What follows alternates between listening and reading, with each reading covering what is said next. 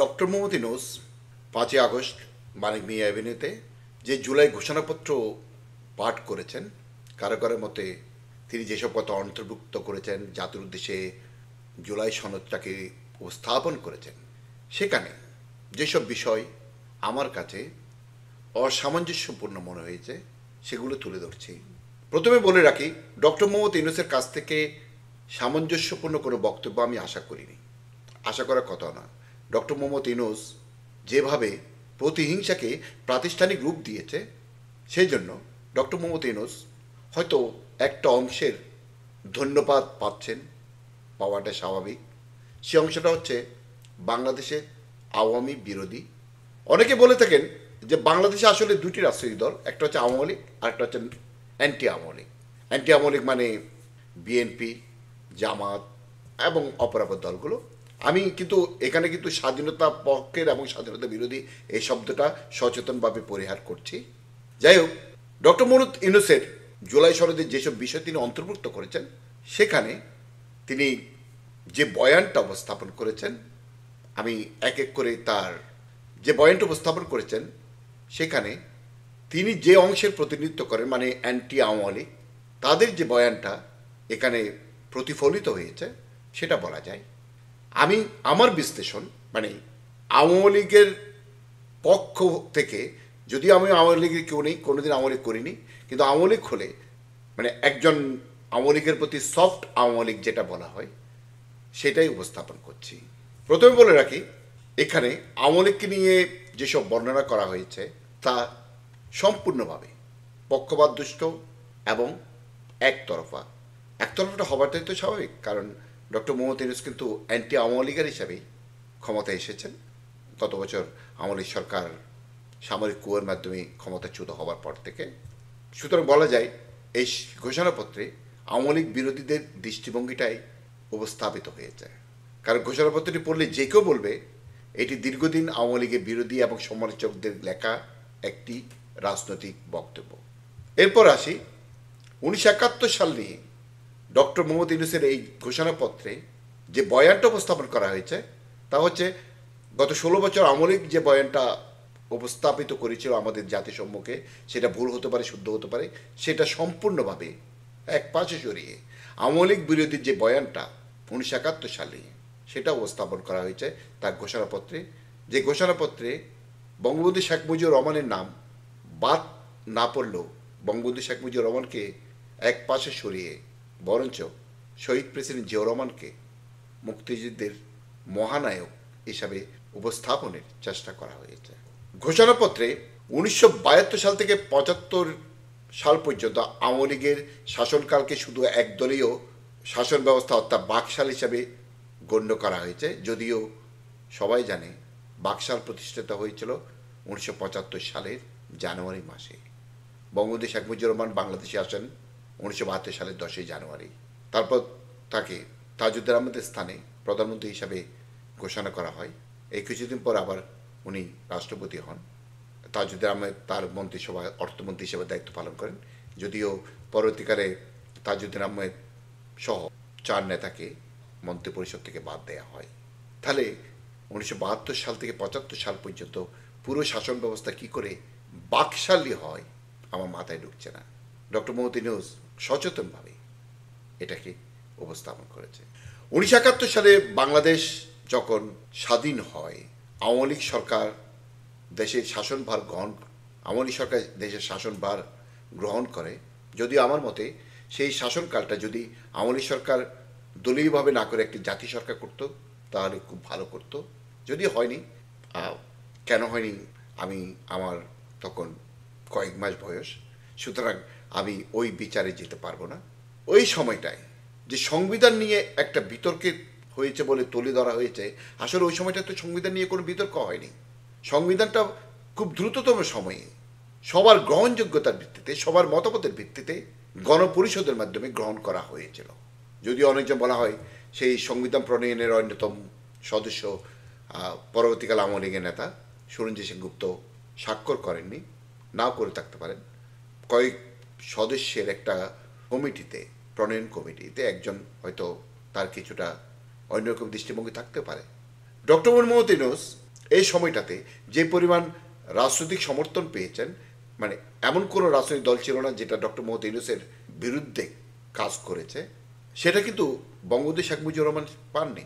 বঙ্গবন্ধু শেখ মুজিবুর রহমানের আমলেই কিন্তু জাসদ প্রতিষ্ঠিত হয়েছিল এবং জাসদ একটা অতিমাত্রায় আক্রমণাত্মক একটা রাজনীতি তখন পরিচালিত করেছিল।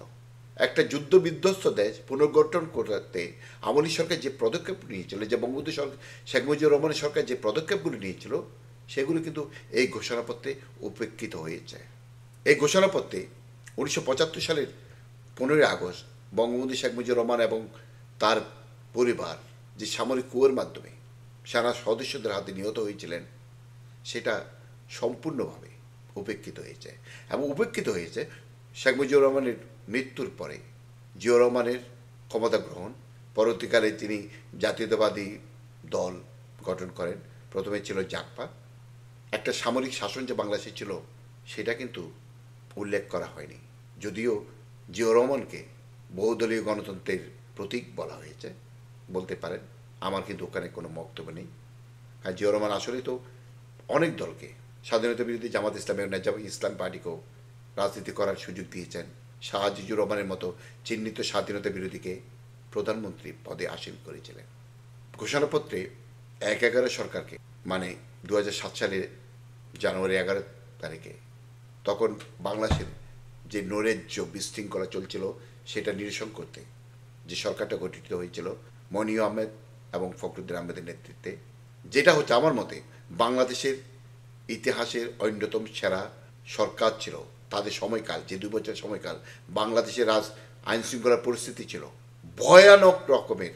আমি ভয়ানক শব্দটা কেন উচ্চারণ করলাম? কারণ এর চাইতে ভালো আইন শৃঙ্খলা পরিস্থিতি বিদয় পৃথিবীতে কোথাও হতে পারে না। এই সরকারকে এই ঘোষণাপত্রে ষড়যন্ত্রকারী সরকার বলা হয়েছে, যেটা হচ্ছে সম্পূর্ণভাবে বিএনপি জামাতের বয়ান। অর্থাৎ ইউনূস সরকার সচেতনভাবে বিএনপি এবং জামাতের বয়ানটাকে তুলে ধরেছে। যদিও তুলে ধরার কথা, ডক্টর মোহাম্মদ ইউনূসের কাছ থেকে এর চাইতে নিরপেক্ষতা আপনি আশা করতে পারেন না। অথচ এর আগ পর্যন্ত 2001 সাল থেকে 2006 সাল বিএনপি শাসন ব্যবস্থার সময় 21 আগস্ট বোমা হামলা হয়েছিল আওয়ামী লীগ সভানেত্রী শেখ হাসিনা এবং আওয়ামী লীগের মিটিংয়ে, যেখানে 34 জন শহীদ হয়েছিল এবং 200-এর অধিক মানুষ এখনো পর্যন্ত শরীরে স্প্লিন্টার বয়ে বেড়ায়। তার কথা উল্লেখ করা হয়নি। উল্লেখ করা হয়নি আহসানুল্লাহ মাস্টারের হত্যাকাণ্ডকে, উল্লেখ করা হয়নি শাহ আসাম কিবরিয়ার হত্যাকাণ্ডটিকেও। এই ঘোষণাপত্রে 2009 সাল থেকে 2024 সাল পর্যন্ত আওয়ামী লীগ সরকারের যেসব খারাপ দিকগুলো ছিল, মানে তাদের মতে, সেটাকে উল্লেখ করা হয়েছে গণবিরোধী, স্বৈরাচারী, মানবতা বিরোধী, মাফিয়া ও ব্যর্থ রাষ্ট্র, সীমাহীন দুর্নীতি, ব্যাংলুর, প্রাণবৈচিত্র্য ও জলবায়ু বিপন্নকারী সরকার হিসাবে। অথচ ওই সময়টাতে আওয়ামী লীগের আপনি আইন শৃঙ্খলা ব্যবস্থা কিংবা ব্যাংক লুটপাট, যে কথিত ব্যাংক লুটপাট বলা হয়, সেগুলোকে যদি একপাশে সরে রাখেন, ওই সময়টাতে বাংলাদেশের অর্থনৈতিক প্রবৃদ্ধি ছিল বিশ্বের অনেকের কাছে ঈর্ষণীয়। 2023 সালে ব্লুমবার্গের রিপোর্ট উল্লেখ করা হয়েছিল, সেটা সেই সময়টাতে নারী শিক্ষা, অবকাঠামোগত উন্নয়ন, প্রকৃতপক্ষে জলবায়ুর পরিবর্তনের ক্ষেত্রে বিরাট সাফল্য অর্জন করেছিল আওয়ামী লীগ সরকার।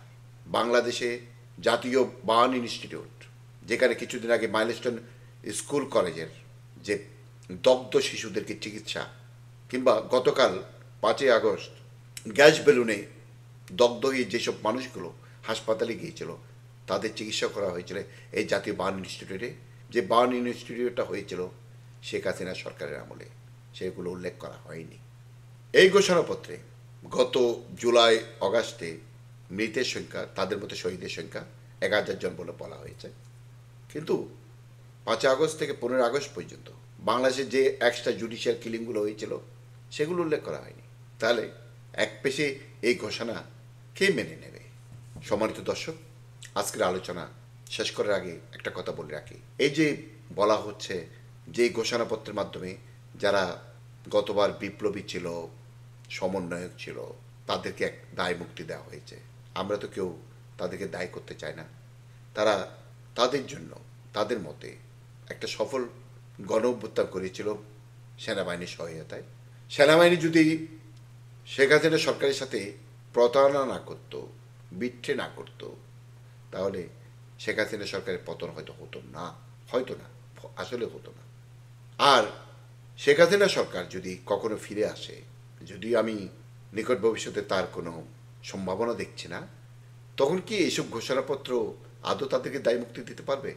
দায় মুক্তি কি দিতে পেরেছিল কর্নেল ফারুক রশিদ ডালিমদেরকে? দিতে পারেনি। কারণ এইসব ইমডেন্টিটি অধ্যাদেশ যে কোনো পরিস্থিতিতে ছুঁড়ে ফেলা যায়। এমনকি সংবিধানে যদি সেটা সন্নিবেশ করা যায়, সংবিধানও ছুঁড়ে ফেলতে কোনো একটা জনপ্রিয় সরকারের বেশি সময় লাগে না, লাগার কথাও না। আজ এ পর্যন্ত। দর্শক সবাই ভালো থাকবেন, সুস্থ থাকবেন।